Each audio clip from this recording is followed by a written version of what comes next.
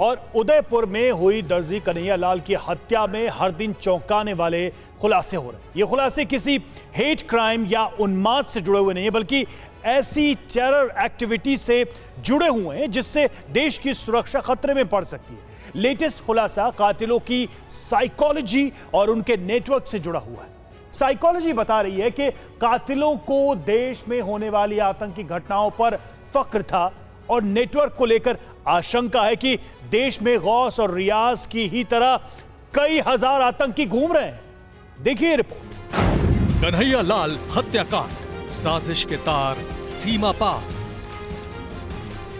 Hate crime की story गढ़कर Udaipur में उन मंसूबों को अंजाम तक पहुंचाने की कोशिश हुई है जिससे हिंदुस्तान को जलाया जा सके, और इस स्टोरी की मेकिंग हुई है सीमा पार पाकिस्तान में।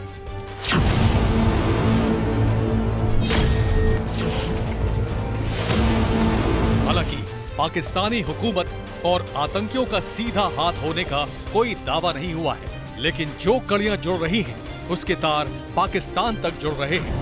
लेटेस्ट अपडेट ये है कि कन्हैयालाल के कातिलों के 2 कनेक्शन ऐसे मिल रहे हैं जिसमें आतंक परस्त पाकिस्तान की भूमिका साफ नजर आ रही है।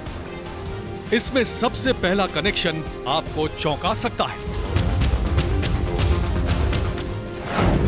ये कनेक्शन है 26/11, और ये महज कोड नहीं है, बल्कि इस संख्या से कनेक्शन का मतलब है मुंबई टेरर अटैक पर फख्र करना, उसकी यादें जहन में ताजा बनाए रखना, जो दहशत फैलाने के लिए गौस मोहम्मद और मोहम्मद रियाज अत्तारी की प्रेरणा बनी।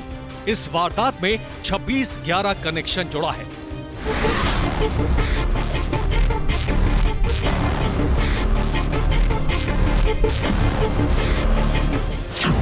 जिसका मकसद है हेट क्राइम और उन्माद का लबादा ओढ़कर उस आतंकवादी वारदात को अंजाम देना जिससे पूरे देश में दहशत फैल जाए। अब देखिए और समझिए 26/11 कनेक्शन।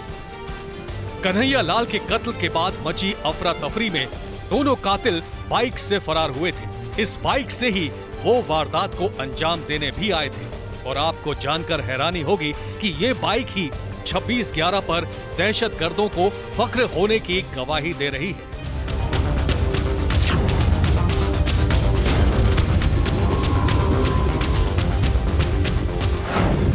कन्हैयालाल के हत्यारों की बाइक का नंबर 26/11 है। 26/11 नंबर कातिलों ने प्रीमियम देकर आरटीओ से लिया था। 2013 में खरीदी बाइक के नंबर के लिए उन्होंने 5,000 रुपए प्रीमियम दिया था और वारदात को अंजाम देने के लिए इसी बाइक का इस्तेमाल किया।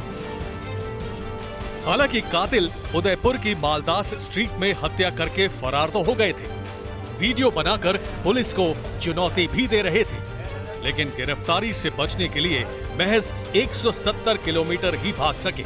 26/11 अंक को भाग्य समझने वाले जाहिलों को पुलिस ने दबोच लिया और पूरी साजिश के धागे खुल गए। कन्हैयालाल के हत्या में शामिल रियाज मोहम्मद और मोहम्मद गौश को एसआईटी ने गिरफ्तार किया और कल कोर्ट में पेश किया।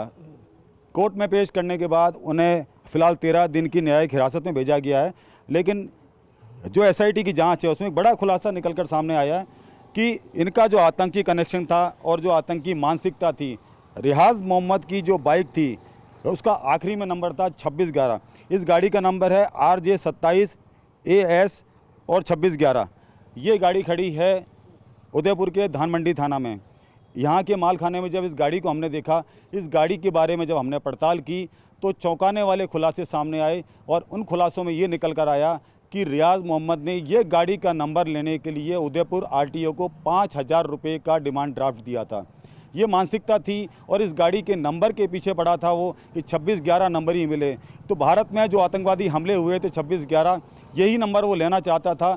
2013 में ये बाइक खरीदी गई थी और उसके बाद में ये बाइक वो लगातार चला रहा था, लेकिन इस बाइक का इंश्योरेंस उसने अभी तक नहीं कराया था। लेकिन 5,000 रुपये इसने जो है आरटीओ में जमा कराए थे इस गाड़ी का नंबर लेने के लिए। साइकोलॉजी बताती है कि कातिलों का मकसद दहशत फैलाना ही था, लेकिन वो अपने मकसद में कामयाब होते इससे पहले ही वो गिरफ्तार हुए, और जैसे ही जांच एनआईए को सौंपी गई वैसे ही साजिश के हर पत्ते खुलने लगे।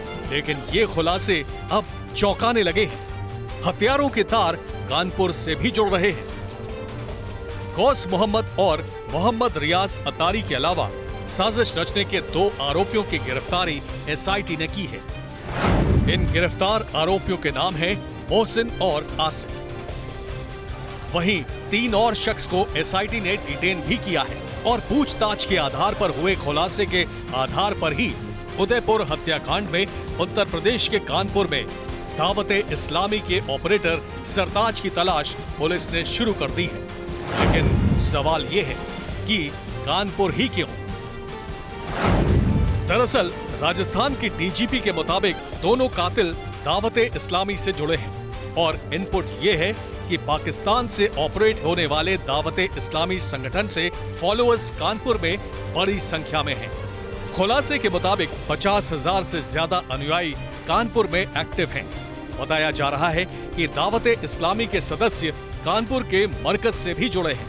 यही वजह है कि अब दावत-ए-इस्लामी पर मिले इनपुट के आधार पर कानपुर के मरकज की जांच के लिए एसआईटी का गठन किया गया है। इस टीम में 6 सदस्य हैं जो गुरबत अल्लाह पार्क वाली मस्जिद में आने जाने वाले हर शख्स पर नजर रखेगी। इसके अलावा इनपुट मिलते ही यूपी एटीएस भी एक्टिव मोड में आ गई है।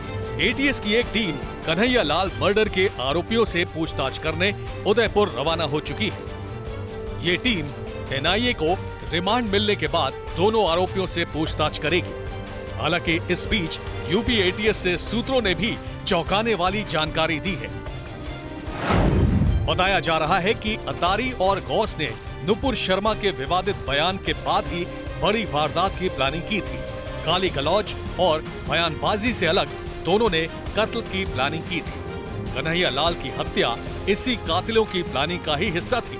इसके अलावा कातिलों के व्हाट्सएप ग्रुप में भी कई पाकिस्तानी भी जुड़े थे, जिसमें भड़काऊ बातें दर्ज हैं। मतलब साफ है कि दोनों कातिलों का संबंध पाकिस्तान से है, लेकिन अभी तक एनआईए ने इसकी पुष्टि नहीं की है। अलबत्ता एनआईए ने अपुष्ट जानकारी लीक करने के लिए राजस्थान पुलिस को जिम्मेदार ठहराया है। एनआईए के मुताबिक अब तक दोनों कातिलों का सीधा संबंध पाकिस्तान से जुड़ा है। उदयपुर से ध्वज आर्य और जितेंद्र शर्मा के साथ ब्यूरो रिपोर्ट TV9 भारतवर्ष।